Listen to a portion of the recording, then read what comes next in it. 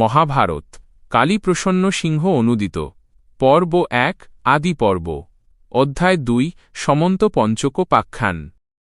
ঋষিগণ কহিলেন, হে সুতনন্দন, আমরা ভারতের অনুক্রমণিকা শুনিলাম। এক্ষণে সমন্তপঞ্চক নামক যে তীর্থের উল্লেখ করিয়াছ, তাহার যাহা কিছু বর্ণনীয় আছে, সমুদয় শ্রবণ করাইয়া আমাদিগকে চরিতার্থ কর।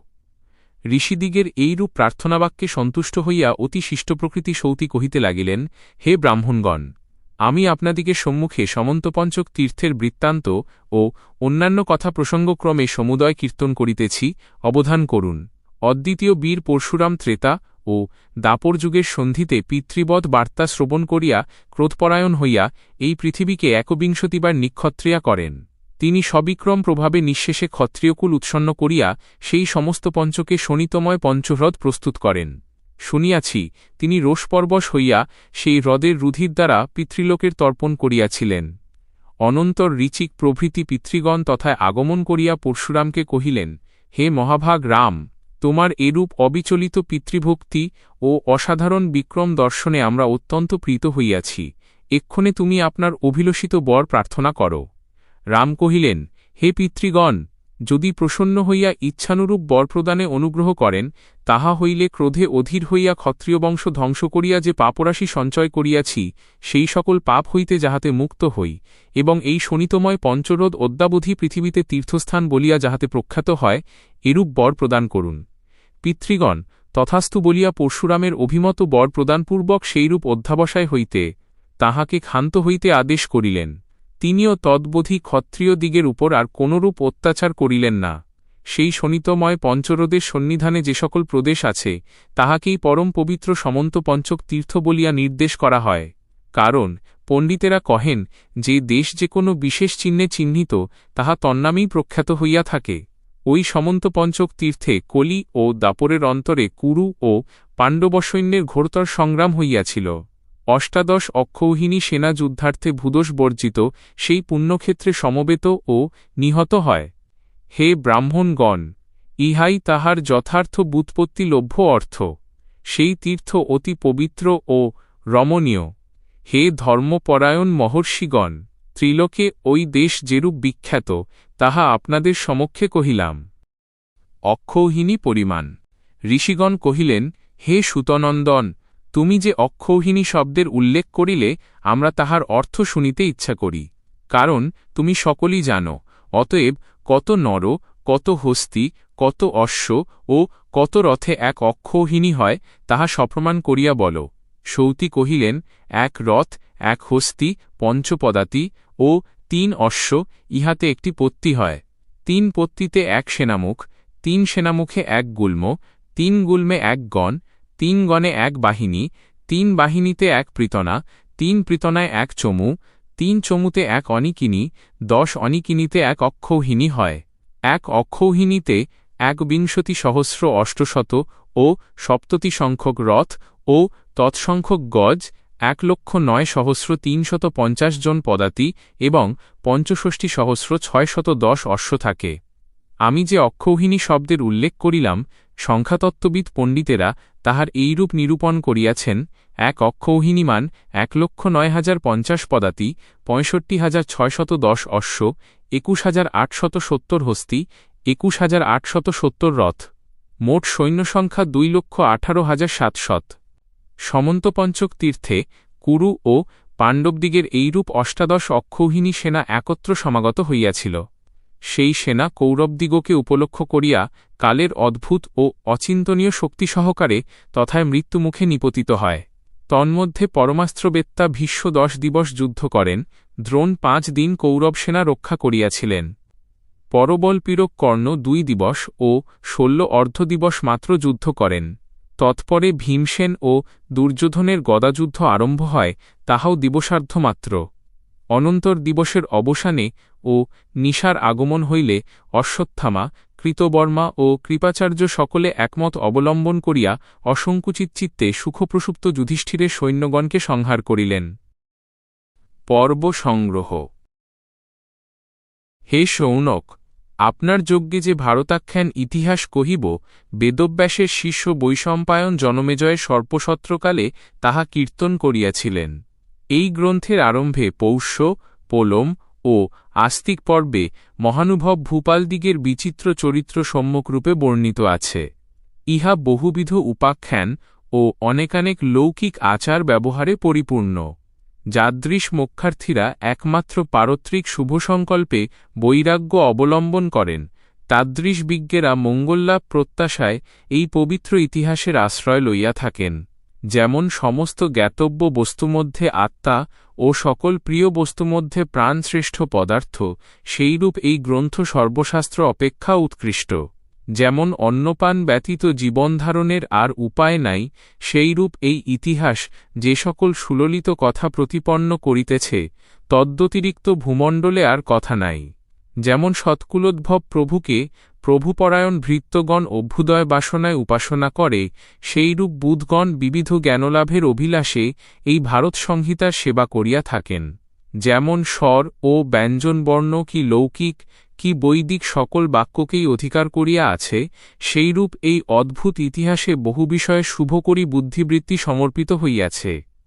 হে ঋষিগণ, এক্ষণে বেদ প্রতিপাদ্য সনাতন ধর্মে অলঙ্কৃত অনুভূতপূর্ব বিষয়ের মীমাংসা সহকৃত সুচারুরূপে বিরচিত ভারতের পর্বসংগ্রহ বলিতেছি, আপনারা অবধান করুন। প্রথম অনুক্রমণিকা পর্ব, দ্বিতীয় সংগ্রহ পর্ব, পরে পোষ্য ও পৌলম পর্ব, আস্তিক ও বংশাবতরণ পর্ব, তৎপরে পরমাশ্চর্য সম্ভব পর্ব, তাহা শ্রবণ করিলে শরীর রোমাঞ্চিত হয়।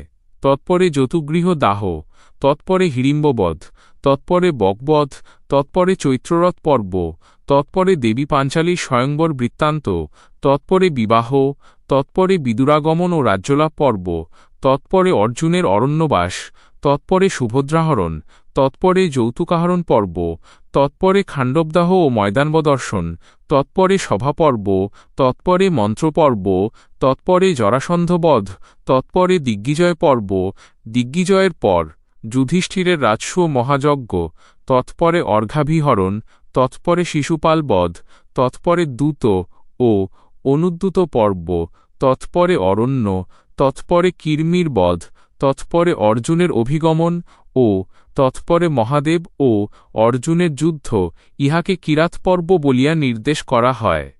তৎপরে ইন্দ্রলোকাভিগমন, তৎপরে নলোপাখ্যান, ইহা শ্রবণ করিলে অশ্রুপাত হয়।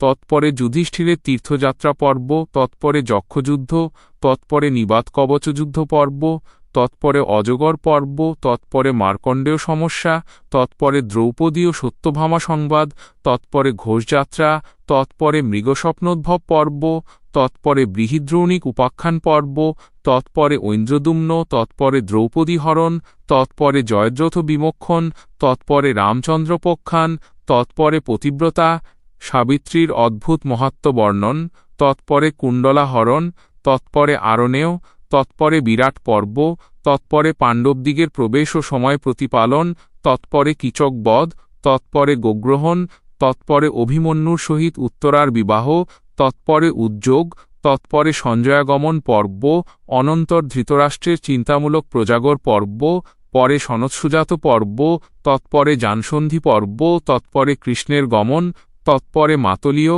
উপাখ্যান ও গালবচরিত, তৎপরে সাবিত্রীর উপাখ্যান, বামদেবোপাখ্যান, বৈন্যপাখ্যান ও জামদগ্নোপাখ্যান, তৎপরে ষোড়শরাজিক পর্ব, তৎপরে কৃষ্ণের সভাপ্রবেশ, তৎপরে বিদুলাপুল্য শাসন, তৎপরে সৈন্যোদ্যোগ ও শ্বেতোপাখ্যান পর্ব, তৎপরে মন্ত্রনিশ্চয় করিয়া কার্যচিন্তন, তৎপরে সেনাপতি নিয়োগোপাখ্যান, তৎপরে শ্বেত বাসুদেব সংবাদ, তৎপরে মহাত্মাকর্ণের বিবাদ, তৎপরে কুরুপাণ্ডব সেনানির্যান, তৎপরে রথী ও অতিরথ সংখ্যা পর্ব, অনন্তর অমর্ষ বিবর্ধন, উলুকদূতের আগমন, তৎপরে অম্বোপাখ্যান, তৎপরে অদ্ভুত ভীষ্মভিষেক পর্ব, তৎপরে জম্বুদ্বীপ নির্মাণ পর্ব, তৎপরে ভূমি পর্ব, তৎপরে দ্বীপবিস্তার কথন পর্ব, তৎপরে ভগবদ্গীতা পর্ব, অনন্তর ভীষ্মবধ, তৎপরে দ্রোণাভিষেক, তৎপরে দ্রোণাভিষেক, তৎপরে সংসপ্তক সৈন্যবধ, তৎপরে অভিমন্যুবধ পর্ব, তৎপরে প্রতিজ্ঞা,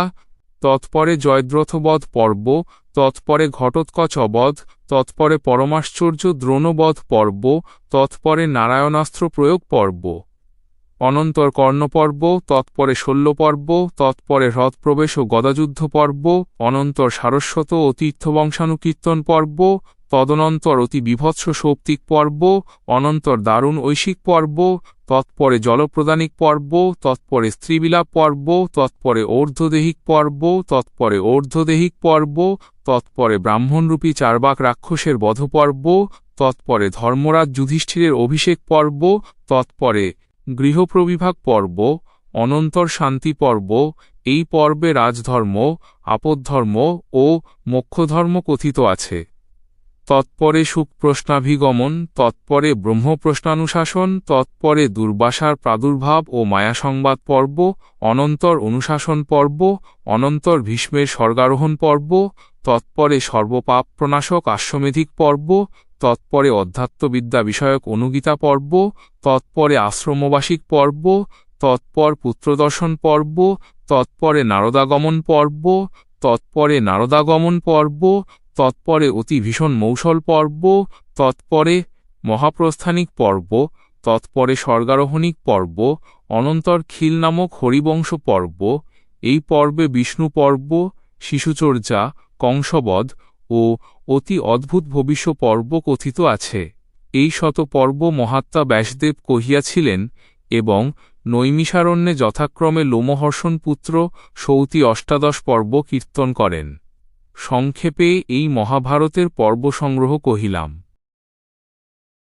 আদি পর্ব শ্লোক সংখ্যা: পৌষ্য, পৌলম, আস্তিক, আদিবংশাবতরণ, সম্ভব, যতুগৃহ, হিড়িম্ব ও বকবধ, চৈত্ররথ, দ্রৌপদীর স্বয়ংবর, বৈবাহিক, বিদুরাগমন, রাজ্যলাভ, অর্জুনের বনবাস, সুভদ্রাহরণ, যৌতুকানয়ন, খাণ্ডবদাহ, ময়দানবদর্শন এই সকল আদিপর্বের অন্তর্গত।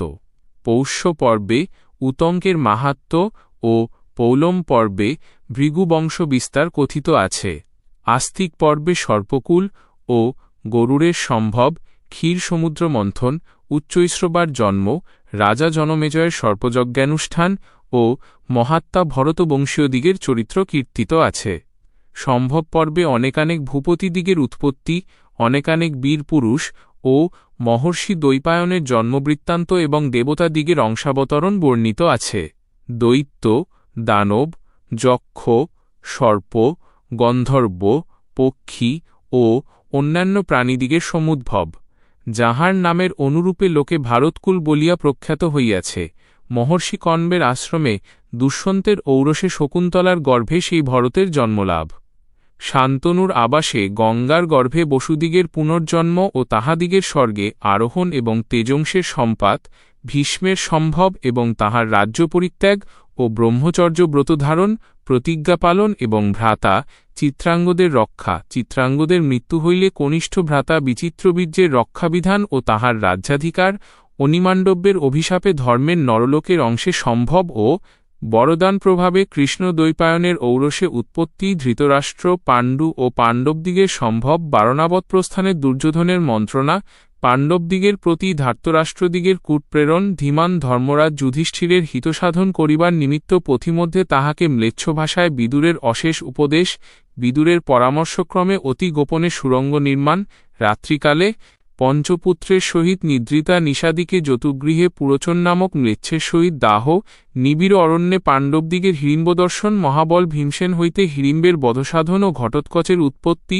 মহাপ্রভাব মহর্ষি ব্যাসদেবের সন্দর্শন ও তাহার অনুমতিক্রমে একচক্রা নগরীতে এক ব্রাহ্মণের আবাসে ছদ্মবেশে বাস, বকবধে পুরবাসীদিগের বিস্ময়, দ্রৌপদী ও ধৃষ্টদ্যুম্নের জন্ম, ব্রাহ্মণ সন্নিধানে দ্রৌপদীর জন্মবৃত্তান্ত আদ্যপান্ত শ্রবণপূর্বক স্বয়ংবর সভাদিদৃক্ষা দর্শনেচ্ছা, ক্রান্তচিত্ত হইয়া ব্যাসের আদেশে ও রমণীরত্নলাভের অভিলাষে পাঞ্চাল দেশে পঞ্চপাণ্ডবদিগের গমন, গঙ্গাতীরে গন্ধর্বরাজ অঙ্গারপর্ণকে পরাজয় করিয়া অর্জুনের তাহার সহিত পরম সখ্যভাব সংস্থাপন ও তৎসমীপে তপতি, বশিষ্ঠ ও ঔর্বের রমণীয় উপাখ্যান শ্রবণ ও ভ্রাতৃগণের সহিত অর্জুনের পাঞ্চাল দেশে গমন তথায় সমাগত অসংখ্য ভূপাল সমক্ষে লক্ষ্যভেদপূর্বক ধনঞ্জয়ের দ্রৌপদী লাভ, ভীম ও অর্জুন কর্তৃক যুদ্ধে ক্রুদ্ধ রাজগণের সহিত শল্য ও কর্ণের পরাজয়, মহামতি অতি শিষ্ট প্রকৃতি কৃষ্ণ ও বলরামের ভীমার্জুনের সেইরূপ অপ্রমেয় ও অমানুষ সাহস সন্দর্শনে পাণ্ডববোধে তাহাদিগের সহিত সমাগত হইবার বাসনায় পরশুরামের গৃহপ্রবেশ, পঞ্চভ্রাতার এক ভার্যা হইবে বলিয়া দ্রুপদের বিমর্ষ, এই স্থলে পরমাশ্চর্য পঞ্চেন্দ্রের উপাখ্যানের উল্লেখ, পাঞ্চালীর দৈববিহিত অমানুষ বিবাহ, পাণ্ডবদিগের প্রতি ধৃতরাষ্ট্র কর্তৃক বিদুর প্রেরণ, বিদুরের গমন ও কৃষ্ণের সন্দর্শন, পাণ্ডবদিগের খাণ্ডবপ্রস্থে বাস ও রাজ্যার্ধের অধিকার, নারদের আদেশে পঞ্চপাণ্ডবের দ্রৌপদী বিষয়ক নিয়ম সংস্থাপন, সুন্দোপসুন্দের ইতিহাস, অনন্তর দ্রৌপদীর সহিত একান্তে উপবিষ্ট যুধিষ্ঠিরের সন্নিকৃষ্ট হইয়া অর্জুনের অস্ত্রগ্রহণ ও ব্রাহ্মণের গোধন আহরণপূর্বক প্রতিজ্ঞা প্রতিপালন জন্য অরণ্যবাস এবং তৎকালে উলুপী নাম্নী নাগকন্যার সহিত পথিমধ্যে অর্জুনের সমাগম, পুণ্যতীর্থে গমন ও বভ্রুবাহনের জন্ম এবং তথায় তপস্বী ব্রাহ্মণের অভিসম্পাতে গ্রাহ কুম্ভীর যোনিপ্রাপ্ত পঞ্চ অপ্সরার সাপমোচন, প্রভাস তীর্থে কৃষ্ণের সহিত অর্জুনের সাক্ষাৎকার লাভ, কৃষ্ণের অভিমতে দ্বারকায় অর্জুনের সুভদ্রাপ্রাপ্তি, যৌতুক প্রদানের নিমিত্ত খাণ্ডবপ্রস্থে কৃষ্ণ প্রস্থিত হইলে পর সুভদ্রার গর্ভে অভিমন্যুর জন্ম, দ্রৌপদী পুত্রের উৎপত্তি কীর্তন, যমুনায় জলবিহারার্থে গমন করিলে কৃষ্ণার্জুনের চক্র ও ধনুলাভ, খাণ্ডবদাহ প্রদীপ্ত অনলমধ্য হইতে ময়দানব ও ভুজঙ্গের পরিত্রাণ, মন্দপালনামা মহর্ষির ঔরসে সাঙ্গীর গর্ভে সুতোৎপত্তি আদি পর্বে এই সকল বর্ণিত আছে। বেদব্যাস এই পর্বে 227 সংখ্যক অধ্যায় কহিয়াছেন, তাহাতে 8,800 ও 84 শ্লোক রচনা করেন। সভাপর্ব শ্লোক সংখ্যা। অনন্তর বহুবৃত্তান্তযুক্ত দ্বিতীয় সভাপর্ব আরম্ভ হইতেছে। পাণ্ডবদিগের সভা নির্মাণ, কিঙ্কর দর্শন, দেবর্ষি নারদ কর্তৃক ইন্দ্র প্রভৃতি লোকপালগণের সভাবর্ণন, রাজসূয় মহাযজ্ঞের আরম্ভ, জরাসন্ধ বধ, গিরিব্রজে নিরুদ্ধ রাজগণের কৃষ্ণ কর্তৃক বিমোচন, পাণ্ডবদিগের দিগ্বিজয়, ভূপালদিগের রাজসূয়যজ্ঞে আগমনযজ্ঞে অর্ঘ্যদান প্রসঙ্গে শিশুপালের সহিত বিবাদ ও তাহার বধ, পাণ্ডবদিগের রাজসূয়যজ্ঞে তাদৃশ সমৃদ্ধি সন্দর্শন করিয়া দুর্যোধনের বিষাদ ও ঈর্ষা, ভীম কর্তৃক সভামধ্যে দুর্যোধনের প্রতি উপহাস ও তাহার ক্রোধ, তন্নিবন্ধন দ্যুতক্রীড়া, ধূর্ত শকুনি কর্তৃক দ্যুতক্রীড়ায় যুধিষ্ঠিরের পরাজয়, দূতার্ণবমগ্না দুঃখিতা দ্রৌপদীর ধৃতরাষ্ট্র কর্তৃক উদ্ধার, দ্রৌপদীকে বিপদ হইতে দেখিয়া দুর্যোধনের পুনর্বার পাণ্ডবদিগের সহিত দূতারম্ভ, দূতে পরাজয় করিয়া তৎকর্তৃক পাণ্ডবদিগের বনপ্রেরণ, মহর্ষি বেদব্যাস সভাপর্বে এই সকল বর্ণন করিয়াছেন। এই পর্বে ৮৭ অধ্যায় এবং ২,৫১১ শ্লোক আছে। বনপর্ব শ্লোক সংখ্যা। অনন্তর অরণ্য নামক তৃতীয় পর্ব।